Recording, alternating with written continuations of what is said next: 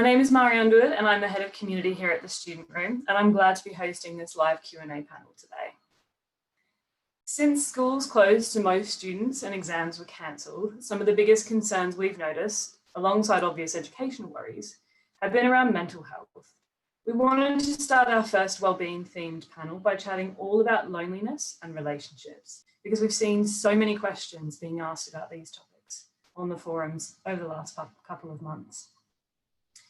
In fact, in May alone, pages on our relationships forum were viewed over 2.4 million times, and there's been double the conversation than in May last year, with almost 40,000 individual posts. So please know, if you're feeling lonely or managing challenging relationships right now, you are not alone.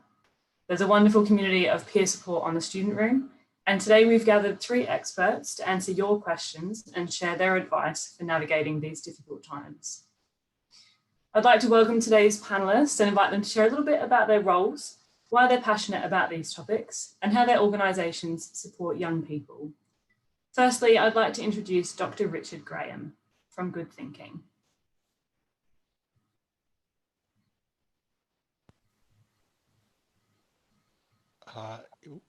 Right, hi, Mari. Small problem starting the... Right, there we go. Sorry about that. Yeah, hi. I only work in digital health. Yeah, hi, I'm Richard Graham. I'm a psychiatrist, but my background was in child and adolescent psychiatry. And before my current role, I spent many years, in fact, I think over 2 decades, working with adolescents, teenagers, young adults, most of whom were students one way or another. And it's always been a really passionate area of my work to be supporting people when they're taking that really big step in life towards their future. So really pleased to be part of this, Mari. Thanks very much, Richard, and thank you for joining us. I'd like to welcome Amber Newman-Clark from Brook.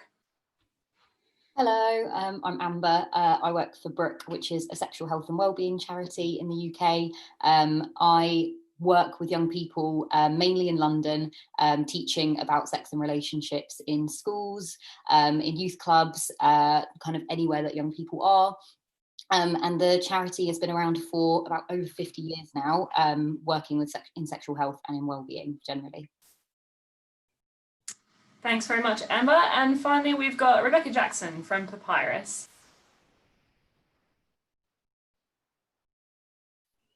Hi there, my name's Rebecca. I'm a suicide prevention advisor at PAPYRUS Prevention of Young Suicide. I've got a history of working with young people in mental health and in general helping roles, but I was really struck by how much suicide impacts our society. That's with people that I've worked with, people that I've supported, and people in my personal life. And that made me really passionate about working for a suicide prevention organisation. PAPYRUS has been around since 1997, and since then we've been doing loads to support young people who are thinking about suicide and anyone who's supporting them. And my role within that is working on our helpline. So thanks for having me today.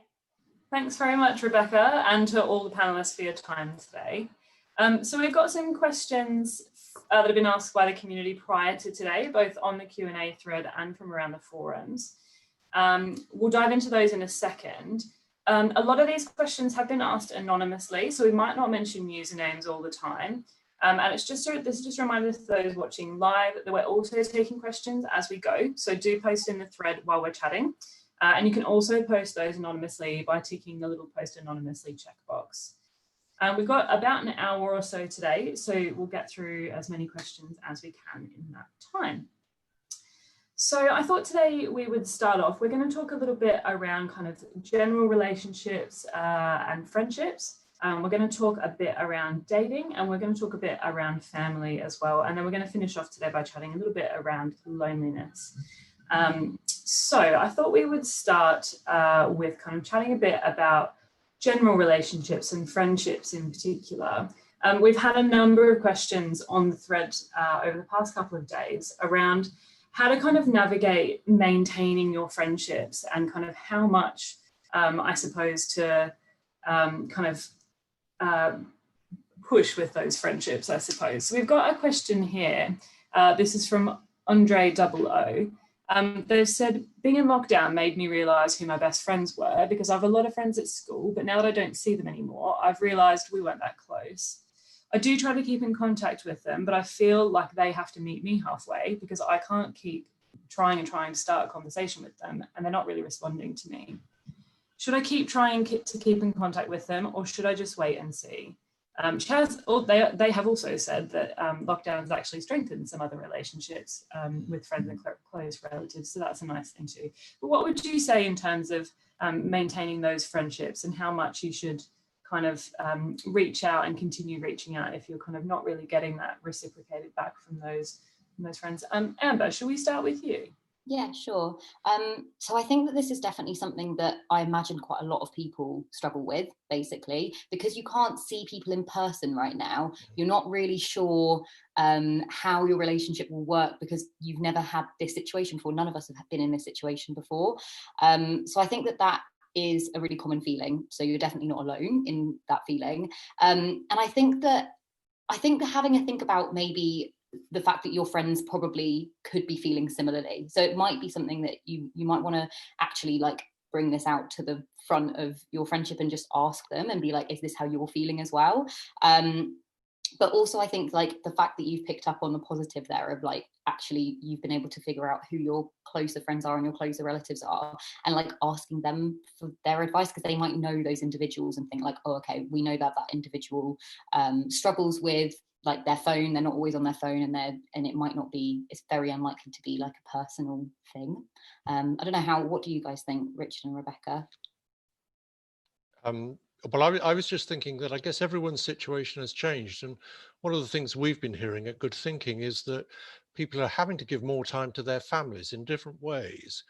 And so when people are not responding, it may not be their choice. So I guess it's trying to understand the situation we're all in. And as you said, Amber, it's so hard to do that when you're using the tech, which is not always making it easy to read what's going on.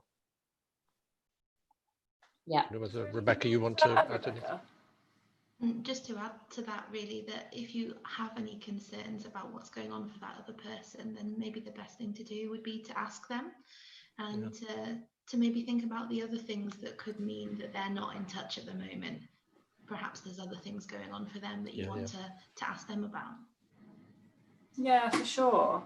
We actually have a kind of a question that sort of leads on to around kind of really finding out what is going on, and being aware of what's going on for other people at the moment. Obviously, everyone kind of has their own challenges right now. And we've got someone who's asked, or they've talked about, they feel anxious about keeping up friendships, but also keeping up social distancing and not risking getting ill.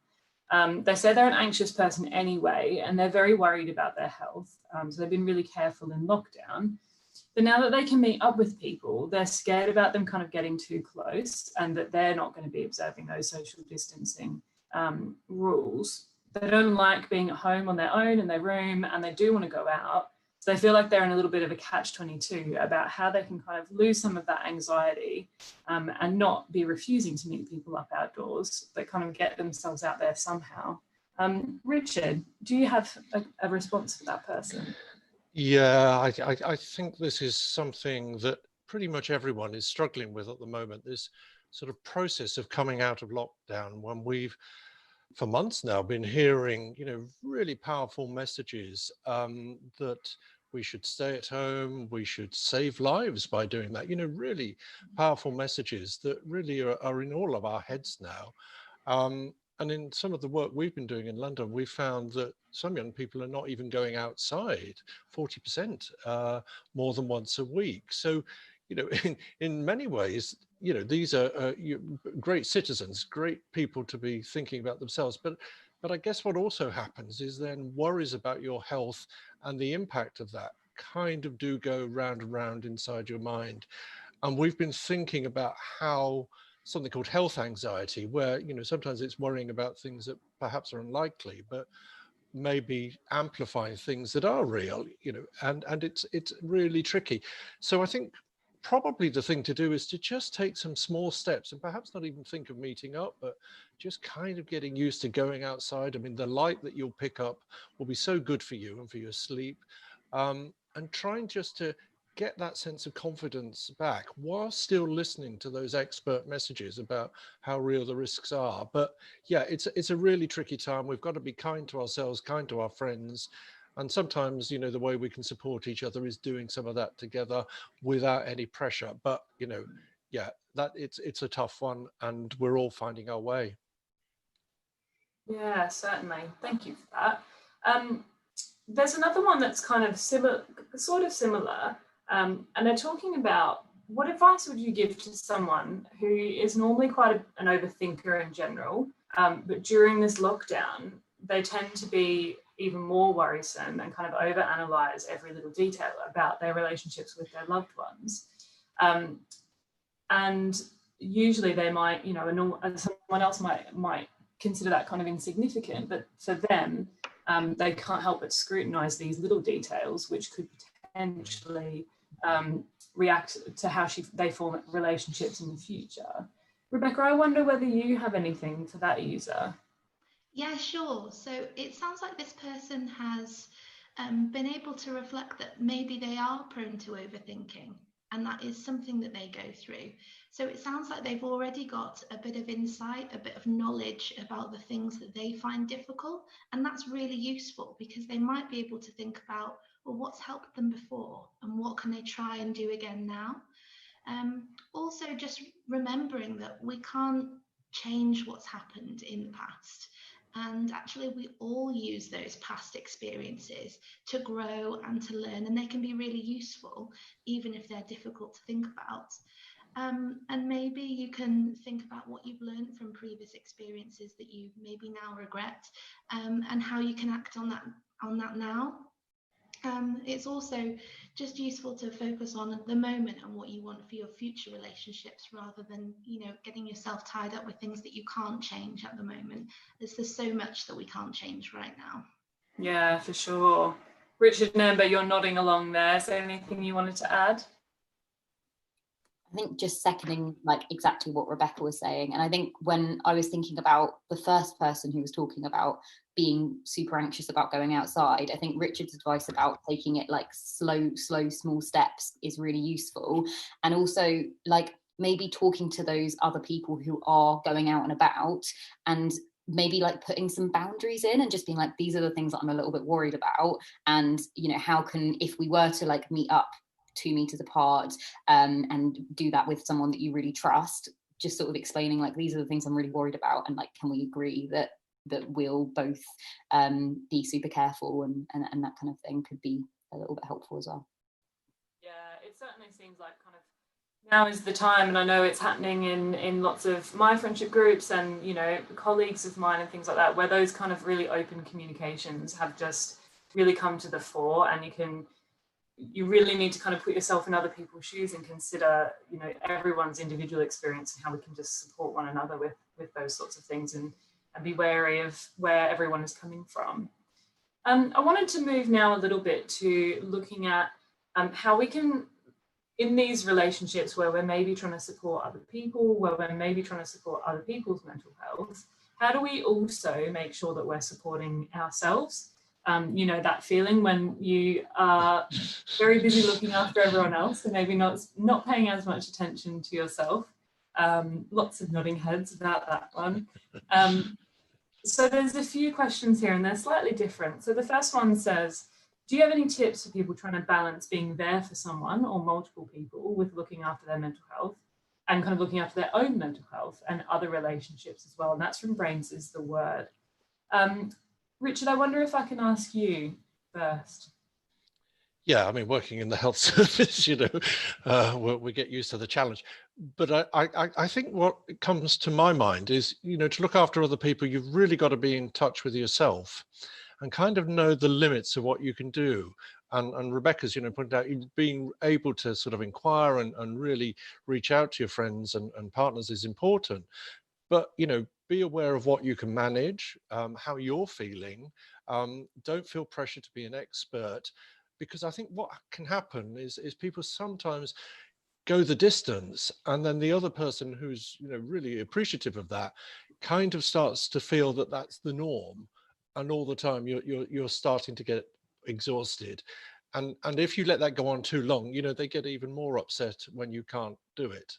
So, you know, look after yourself first, I think, is the first step. But, you know, young people are fantastic with supporting each other, and that's not something I'd want to stop, but just make sure it's, you know, what you can manage. Yeah, definitely. Rebecca, I wonder if I can ask this next question to you, especially with your experience, obviously being a suicide prevention officer, and kind of reaching out a lot and providing a lot of your time to kind of supporting other people. So this person says, as a student, lockdown has taken a toll on my mental health. I'm part of the shielding group with severe health conditions, which means I've not left the house at all since the start of lockdown. I found it difficult to deal with my academics, family and friends. I myself is a mental health ambassador, which means people come to me for help with their mental health. I'm the type of person that can help others and not myself. Do you have any tips on relaxing as a productive and academic person who feels guilty for wasting time?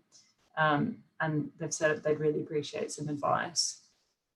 I think what they're talking about is a really relatable thing. If you are used to supporting people and that means something to you and it's something you're good at, of course you want to be there for other people. But just to echo what Richard said, you can only really look after for other people when you're okay. And that's about valuing the needs of others, but also about valuing the needs for yourself. And sometimes valuing your own needs can be more difficult.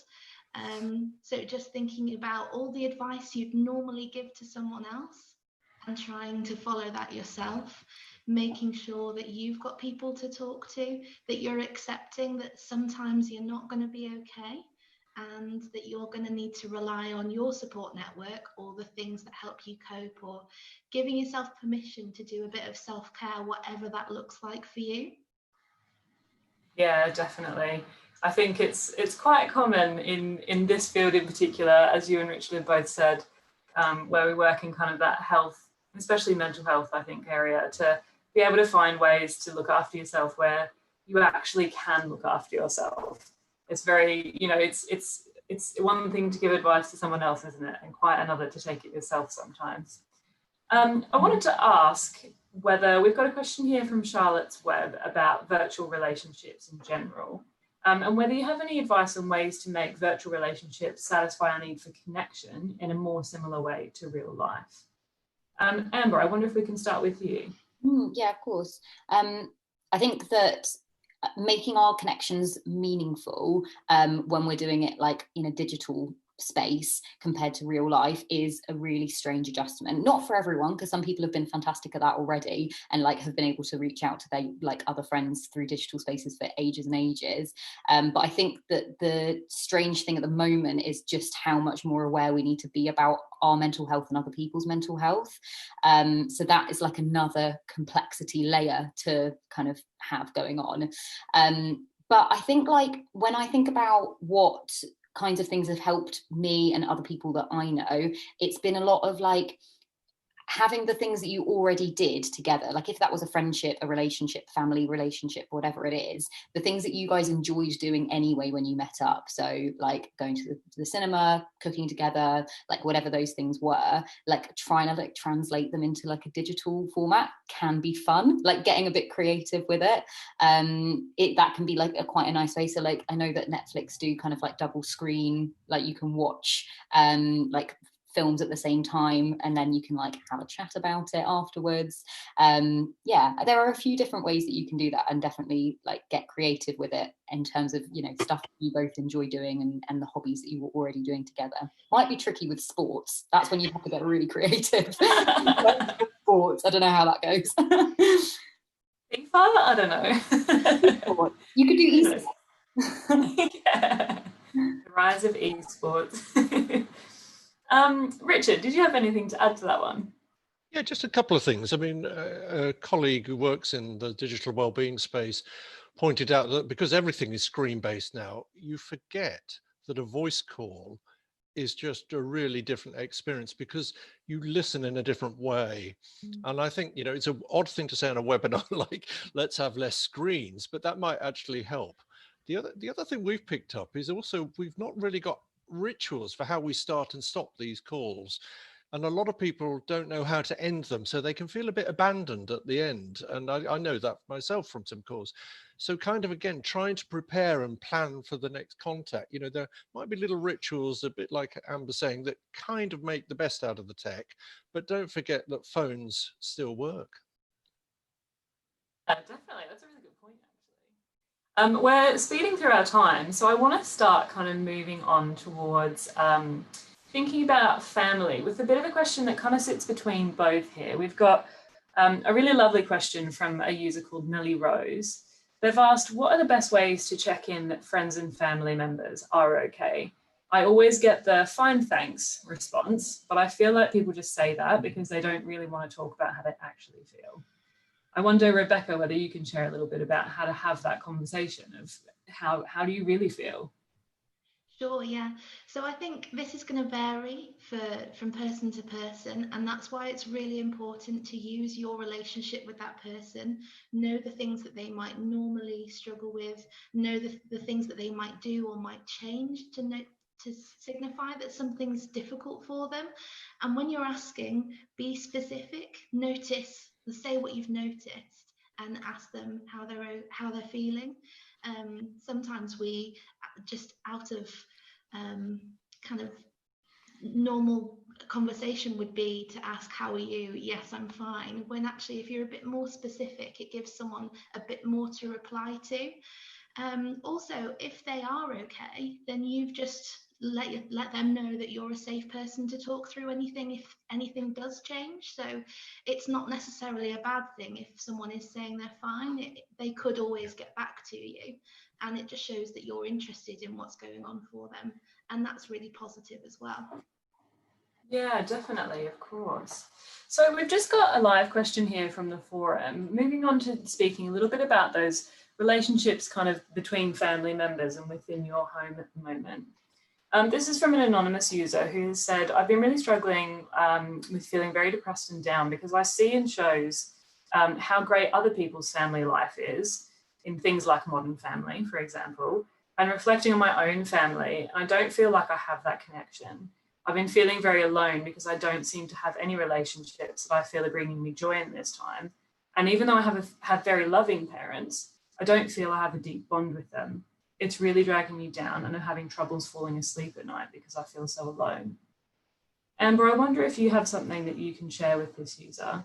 Yeah, I think that especially at the moment when things are really different to the way that they usually are in our everyday life, we have a lot more time to like mull things over and potentially like overthink things quite a bit. And I think like when we are like watching TV and we're looking at like, I think social media is a really big factor with this as well. We can see worlds that are a bit unrealistic maybe, and obviously are scripted as well. Like Modern Family TV shows are like written scripts to like to entertain people. Like that's what they're there to do. They're not really there to represent real life. And if it was there to represent real life, we would find it really boring because real life isn't like as exciting as that. And I think, I don't know, because I don't know the person's sort of family situation and setup. But if they feel like that's something that they would like to talk about, maybe, and in like a kind of setup with their family or with a particular family member that they feel closer to and trust more, it could be a good thing to bring up and just sort of say like, this is how I've been feeling. Is there something that we can plan that is like exciting that all of us enjoy to do? So yeah, I think it's definitely something that I think a lot of people are feeling at the moment because we're inside and we're not in our same routines. But on that note of kind of having those conversations with family members about how things are going, we've got a couple of users on the thread who have been talking a bit about having some quite challenging relationships with their parents in particular. We've been seeing a lot of this on the forums generally, where users have maybe come home from university and are home for an extended period of time, or maybe even they're users who would just normally be at school most of the time during the week, or they'd be out and about meeting with friends. You know, they wouldn't be spending so much time at home with their families. So they do have that kind of extra period of time. We've got a couple of users here who are speaking about feeling as though their parents are quite controlling at this time. There's a few people who are talking about being in kind of their mid-20s and that they've got parents who don't want to let them grow up, or who they feel are trying to kind of control those decisions that those people are making. I wonder whether maybe, Richard, you've got anything to speak about when it comes to those difficult parent relationships. Yeah, I mean, this isn't particularly helpful for the people messaging this, but I guess if you were to look a bit more deeply, you'd find a lot of parents are struggling at the moment, are struggling with the same anxieties. And I guess many of us feel a pull to sort of go backwards, really, to better times. And for lots of young people, that's going to be when they were younger.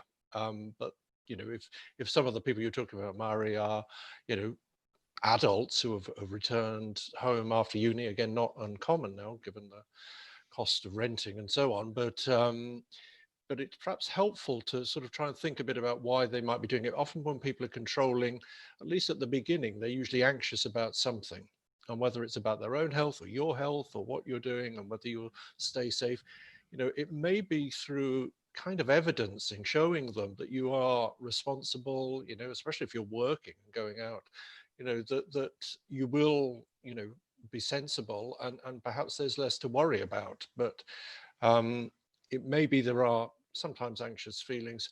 Of course, they may just like having you back, and they may never want to let you go again, and that's something to struggle with. But I think there's a lot of anxious people, and yeah, just trying to remind them that you have grown up, you've stood on your own 2 feet.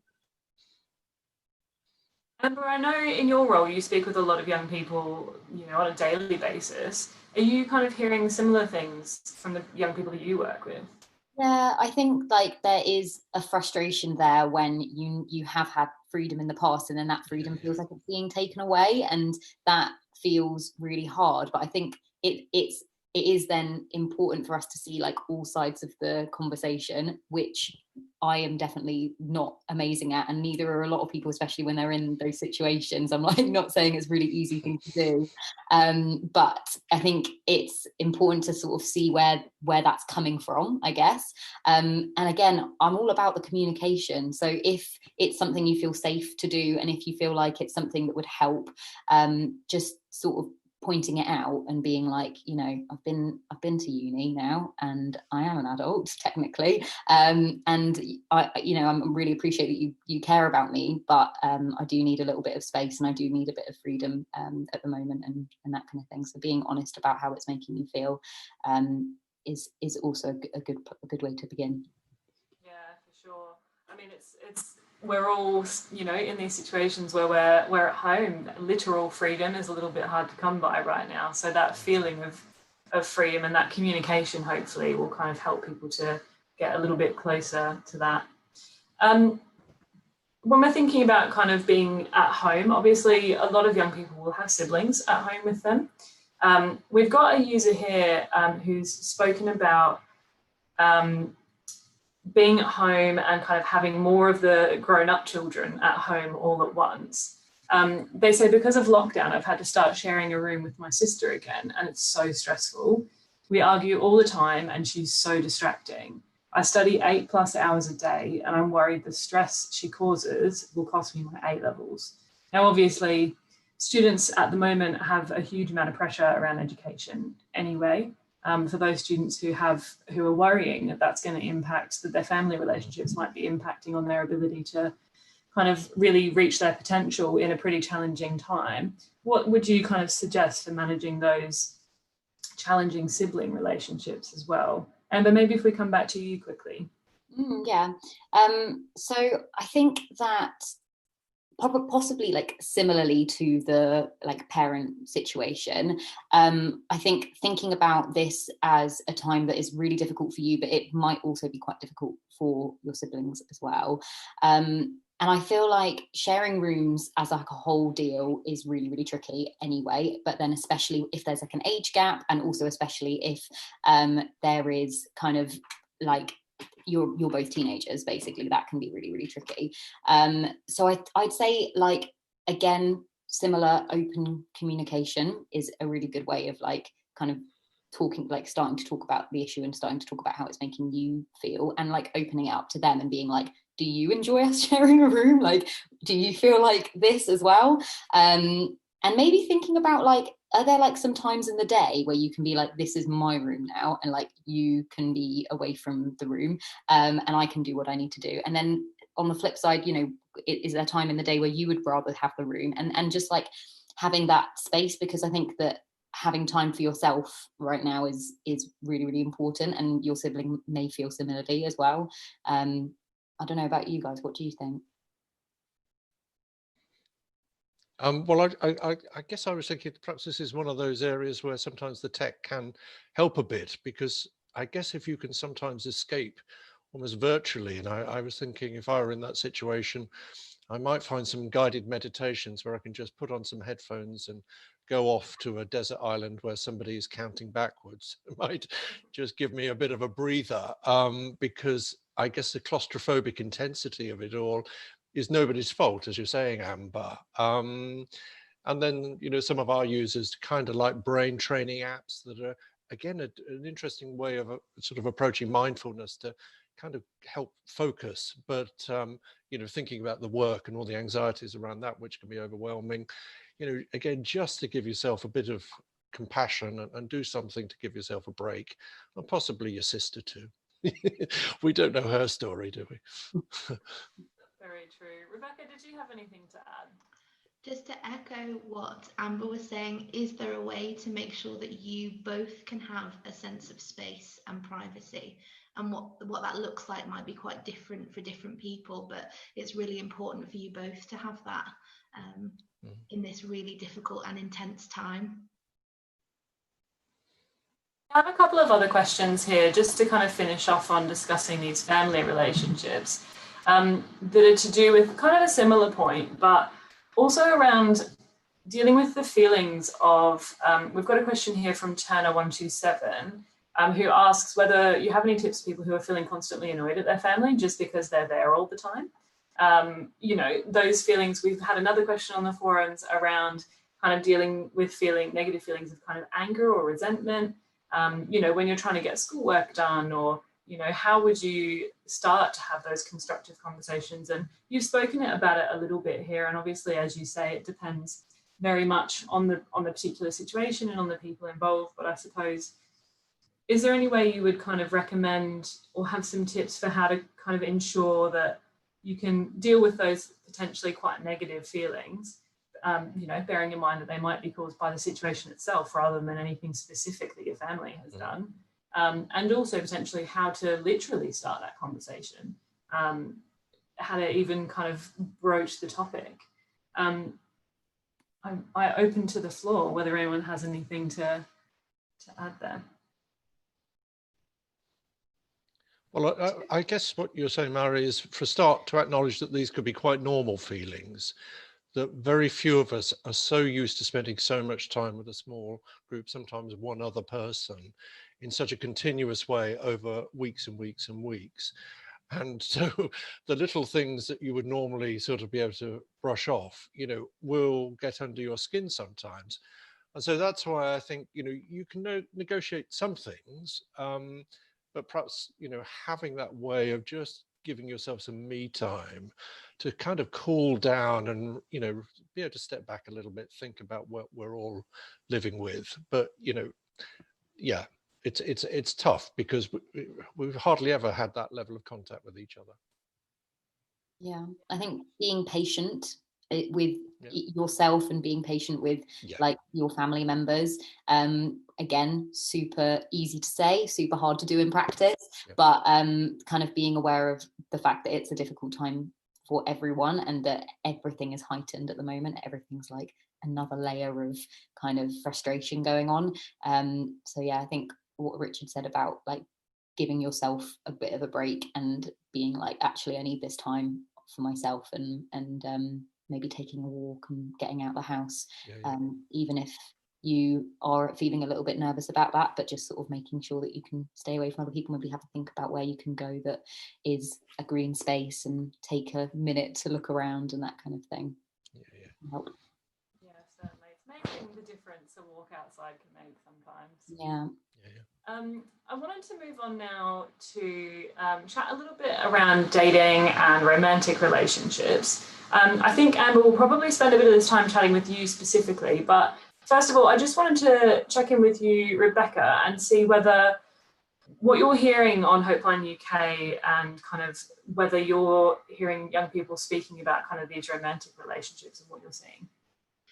Well, absolutely. People's romantic relationships are a big part of their life. They mean a lot to us. So, of course, they're going to impact us if we're thinking about suicide. And that can be in so many different ways. So, it is something that we're hearing a lot on Hopeline UK. People struggling being away from their partner or being newly together or being together in a different way. Just being around each other all of the time can be quite intense. You know, some people who are struggling to, they're single and they don't want to be, and it's a really hard time to meet people right now. But also people who are supporting a partner who's thinking about suicide, or they're thinking about suicide themselves and they're struggling to open up with their partner.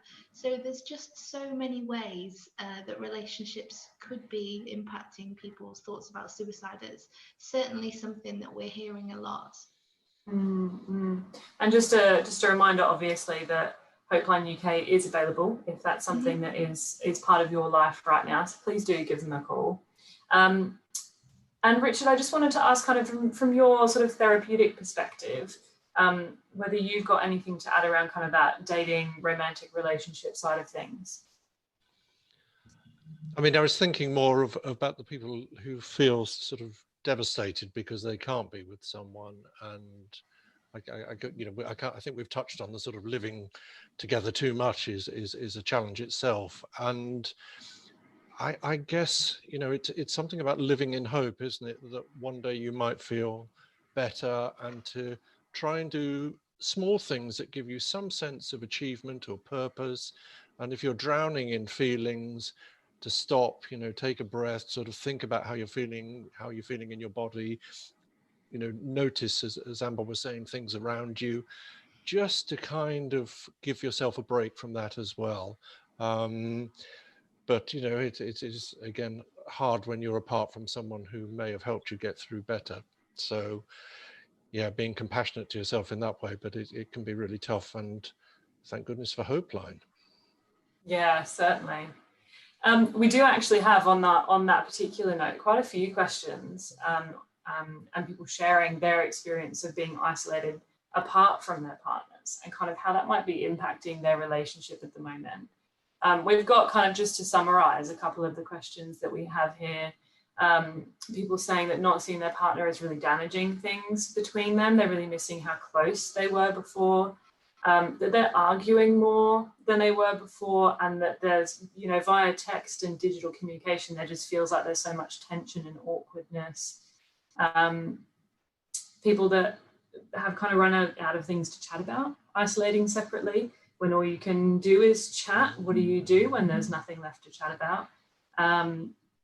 And yeah, kind of how do you keep up relationships with people outside of your home without kind of losing those feelings or having them change? Amber, I kind of want to throw that to you in your area of expertise and kind of see if you can share some insight with us. Yeah, for sure.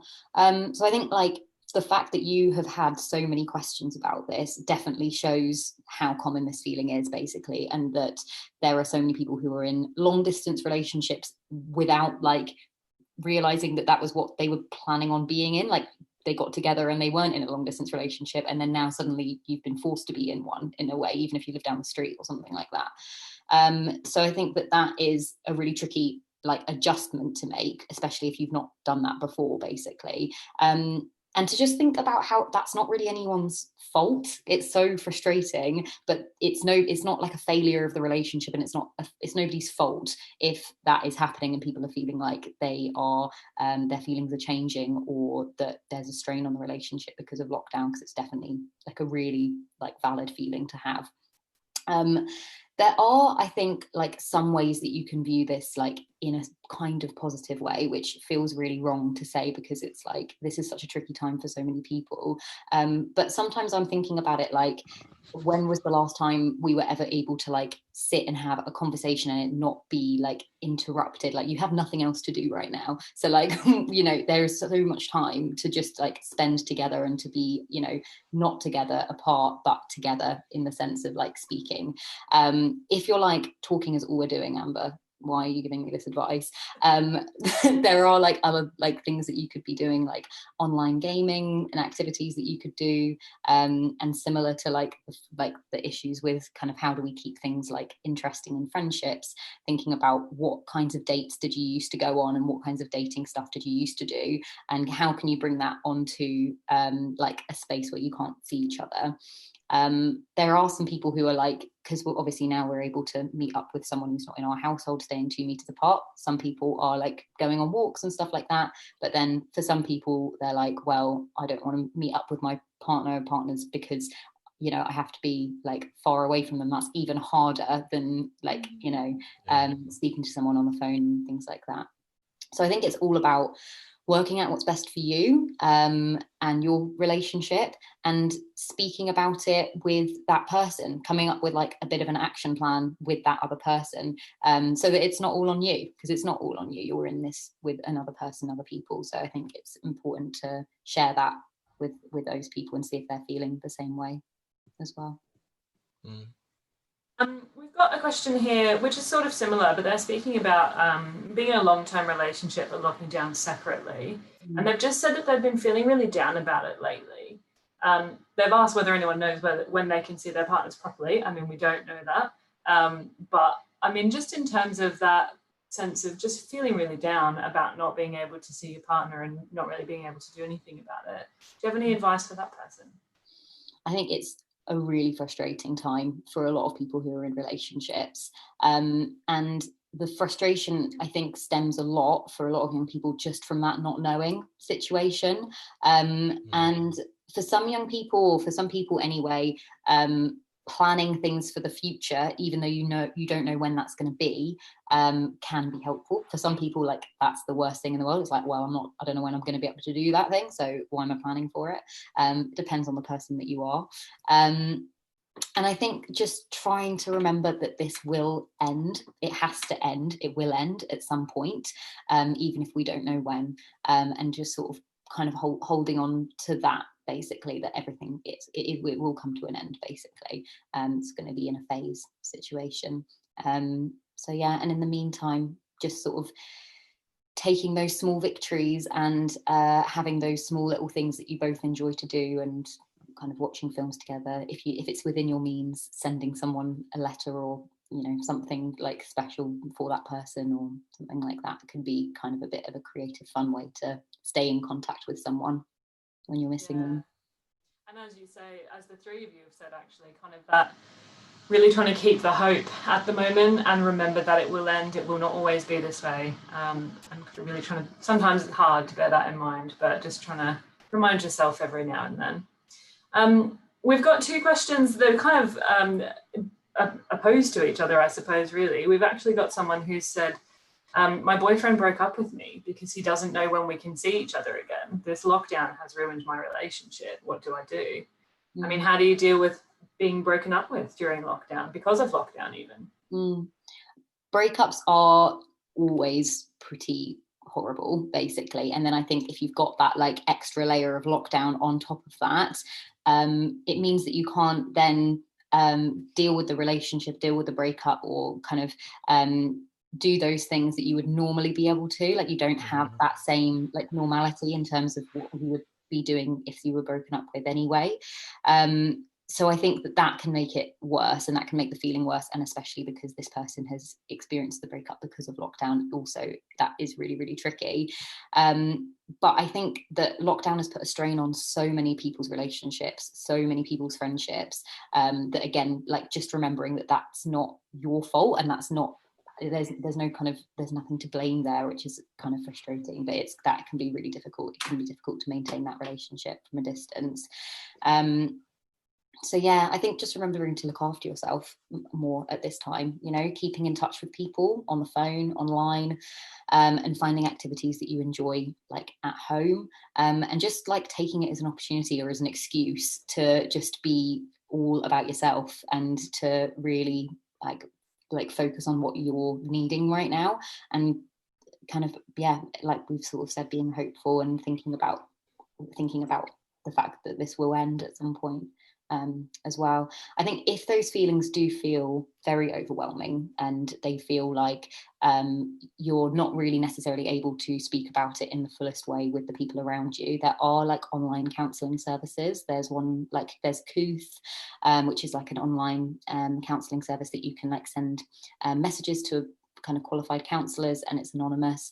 You can speak to your GPs, and also Richard and Rebecca both work for amazing organisations that could like potentially help in those ways. Brook, as a sexual health wellbeing charity, we have like a website which has lots of really useful information. We do have like advice pages about breakups, and you can read a bit about what other people have done and their experiences as well. That can make people feel a bit better sometimes when they know that other people have experienced something similar to them. One last quick question around relationships before we move on, because we are swiftly getting through our time. So just a quick one. I just got into a new relationship right before lockdown. It was fine until lockdown, but we've had nothing to do but talk, and we just don't know if it's going to work out. What do you do if you're in a new relationship right now? Yeah, that is really, really tricky. I think new relationships, they are tricky because I think a lot of people in a new relationship want to see each other lots and lots as well. And like, that's obviously something that people can't do now. You could, if you wanted and if it suited you, kind of go for that kind of sort of socially distanced walk with that person, see how that goes. But I think generally there are a lot of people who are feeling like, well, yeah, we can do this one thing, which is talking on the phone or talking over like a WhatsApp video call or something like that, but like what else is there to do? And I think just getting kind of creative and going and looking and seeing what other things there are online, like kind of games that you can play together, like 2 people games that you can play together, or kind of sort of just thinking about setting up a little bit of a plan of like what you both want to be doing, and like planning in like kind of date nights like you normally would, but just doing it kind of over the phone or over a video call or something like that can feel a little bit like it's you know, something to look forward to, something that you can do together, and just try different things, you don't know what's going to work for you necessarily. So yeah, certainly. I think, as you say, lots of common concerns being shared by lots of people, but obviously everyone has to work out what is going to work best for them and for their partner, and kind of really find that the right way for them to get through this difficult time. Yeah. I want to move on now to chat a little bit around loneliness. It's something that we've seen people talking about quite a lot, and when we originally asked the community what were the things impacting their mental health the most right now, loneliness was one of the top concerns for young people. There's a couple of comments here around, I feel so alone, like I literally have no one. I miss school because it helped me with my mental health, and I miss everyone at school. And someone who says they've been lonely for years and this has made it unbearable. This has just made it so much worse. Richard, I wonder whether you can share a little bit around kind of loneliness in general and what you've been seeing in your field. Yeah, I mean, as you say, Mary, that lots of people are really struggling with loneliness now. And what's really interesting about it is that they can be feeling lonely even in overcrowded situations. So it isn't always about not being able to access, human companionship, as it were, physically. And so I think there's something about what it is, and what's so painful about loneliness is that desire for contact with people that would be like you in some way, that you could value, form friendships with, or something deeper. And so I think one of the real struggles is that sort of sense, ultimately, if you feel it's not possible to get those connections with people like me, and that's again where the tech, whether it's a student room or looking at other online communities, where you might be able to find some like minds that you can connect with. but it's that feeling of abandonment, really, that I guess we all have to try and fight a little, and it's hard, isn't it? Because I think desire for something is one of the things we often feel a bit ashamed of, and so I think trying to be active and to actually think about what it is you do want, the people you want to be with, the friendships you want, etc., and then trying to have the courage to reach out to others who ironically are probably feeling the same. If the statistics are right, then the chances are the people you want to be friends with, are feeling they want to be friends with you, but nobody's making the first move. So kind of trying to also think about some icebreaker sort of things you could do to kind of start something off. And that's where I guess our interests, our hobbies, our passions can sometimes be a way forward. But it feels like the rug has been pulled beneath us socially, doesn't it? And there's a shock in that. But hopefully, again, the hope and activity of doing things will help us sort of bridge some of that. So hopefully that's a start to the thinking. But I'm sure Rebecca will have a lot to say. Yeah, Rebecca, over to you. What would you say? Yeah, to echo what Richard is saying, loneliness is such a painful experience, and that you're not alone in feeling alone. It's such a common and difficult experience. And maybe it's worth thinking about, why is it that you feel lonely? Is it because you don't feel like you've got that connection to the people who are around you? Or that you're at a distance from the people who are around you, so you're not able to have contact? And I mean, certainly lockdown is going to increase that for all of us. Or is it that you've experienced some sense of loss that you might need some support with to help you process? Working out why you're feeling lonely can help you work out what needs to change. And just like when we feel hungry, it reminds us we need to eat. When we feel lonely, it reminds us that we need to strive for that connection and work out what kind of connection will help us have those meaningful relationships that we all really want. That is one of the best analogies I have heard in a while, that loneliness is like hunger. It's a good reminder. I have a live question from the forum here, and I want to throw this one to you, Amber. They say, I'm a university student currently who'll be spending the summer alone in my student house. I only have 2 close friends in the area, and they have a lot going on themselves, so we're not in touch very much. I'm feeling quite lonely, and given the many restrictions on social life still in place, what would you suggest I do to develop a greater sense of connectedness? I think that is really tricky for people who aren't like in their usual setup. So they're at uni and they're not necessarily kind of got those people who are physically close by kind of going on. I do think that lots of people feel like that at the moment, and even if you do have people who live close by to you who you have connections with, you can't necessarily see them at the moment, or at least you couldn't for a long time. And I think what people have found useful is similar to what Richard was saying about just like giving someone a phone call, or kind of video call or something like that. But if you feel like you're on video calls a lot, maybe a phone call might be something to like mix it up a little bit and have like a voice. And I think being honest about how you're feeling, I think, can make you feel like maybe other people are feeling similar to you and you didn't know, and also like you're not bearing that burden all on your own, and you're able to share that with other people and to just sort of release it a little bit. Because otherwise I think when we sit with those feelings just for ourselves and we don't share them with other people, they can end up like kind of overwhelming us. So I think that would be a good thing to do. It's tricky because at the moment it is really hard to meet new people, basically. Like, how are people meeting new people at the moment? I think that sometimes people are using like online forums and platforms to kind of meet new people that way, which if you have already been doing that, then maybe that's something that you could consider doing, although thinking about your safety in that as well is important. So yeah, does anyone else have anything to share with that? Well, I'm still struck by your analogy, Rebecca, about feeling hungry, and I guess sometimes we're in a situation where we're feeling hungry.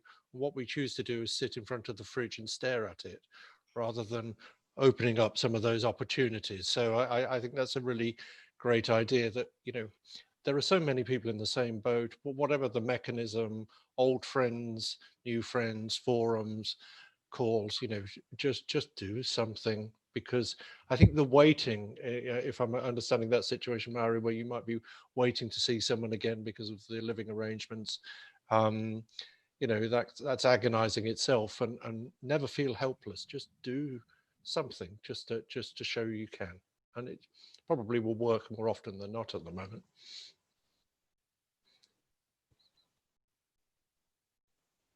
Unfortunately, is going to have to be our last question for today, because we're running short on time a little bit, but I think this is a really important one. This user says they were suffering badly with mental health before this started, and having to go through all of this alone has made that worse. They say, I suffer from low self-confidence and sometimes I lose the will to live. I just don't have much hope now these days. How do you think I can get through this? And we've spoken a lot around hope, and we've spoken a lot around kind of doing something, like you were saying, Richard. And I wanted to ask you, Rebecca, in terms of, obviously this person is speaking about, you know, they want to live at this time. And I know that you obviously deal with people with those sorts of questions a lot in your role. I wonder if you can share a bit around what happens when someone calls a place like Hopeline UK, and what could they expect if that's how they're feeling? Sure, yeah, well, first to acknowledge that it sounds like that person is having a really difficult time, you know, to have those struggles going on before lockdown and then to have lockdown on top of it. It sounds really challenging. And I guess that someone talking about losing the will to live, I might want to ask if they're thinking about suicide. So I think it is a good idea to share what it's like to call a service like Hopeline UK. So you'd get through to a trained suicide prevention advisor, who'd first of all give you a chance to recover from picking up the phone, because that's a really courageous thing to do. It takes a lot of effort and energy to do that. And we'll explain what we do, how we work, and what to expect from the call. So the pressure's off you for a little bit. And then we'll ask you, you know, what's impacting your thoughts about suicide, and really understand that, because suicide is something that's really unique, can be really complex, and it's important that we hear about what that's like for every individual person. And in doing that, often we can find that people, maybe they don't realize it yet, but have some connection to life. And when there is connection to life, we can help that person work out how they can stay safe from their thoughts about suicide. Yeah, thank you so much for that. As you say, it's a courageous thing to do. And I just want to also add, obviously, that Hopeline UK and also a number of other services, including a bunch of the opportunities available through Good Thinking, do have online elements as well, or text elements. I know some students on the forums have talked about not being able to make phone calls in their homes at the moment because they don't have as much privacy as they might like. So yeah, there are those text-based options available for you as well. I'm afraid that's taken us to the end of our time. These are such important issues, and I'm so glad we've had the chance to chat about them today. Thank you to everyone who has shared your questions with us for today. And I hope we've been able to provide a little bit of reassurance for you. We're going to share some links in the thread to the websites for PAPYRUS, Brook and Good Thinking, where you'll be able to find links to all the resources that we've talked about today. It is really important through all of this that you remember that you're never alone. There's a big community of support here on TSR with your peers. And there's also wonderful organisations like these guys that we've chatted to today, and a whole lot more to help you during this time. Don't forget to keep an eye out for next week's TSR Answers panel, which is all about how to stay motivated and have a sense of purpose during lockdown. And we're going to be hearing from some recording artists about creativity during lockdown. So we're going to have Matt Thompson, the lead singer of the Amazons, the Bombay Bicycle Club's bassist at Dash, and the recording artist Reese Lewis. And that's going to be at 3 o'clock, so an hour earlier next week on Thursday, the 11th of June. In the meantime, we would love to hear your feedback about this event, and we'll send a survey around via email to get that if you've got a sec. This video is going to stay in this thread for at least a week, so you can share it with anyone you think that would benefit from it, or you can watch any bits back as well if you'd like. We'll also put together an article to summarise some of the main points, and you can read some more in-depth articles actually written by Amber's colleagues at Brook, all around kind of relationships, romantic relationships, and also family relationships as well. And they're linked on the main event page. So I would just like to thank our panelists today, Richard, Amber and Rebecca. Thank you so much for your time and for sharing your insight with us. It's been a pleasure having you. And thank you. And that's everything for today. So yeah, don't forget to come back next week, and thank you so much everyone for joining us.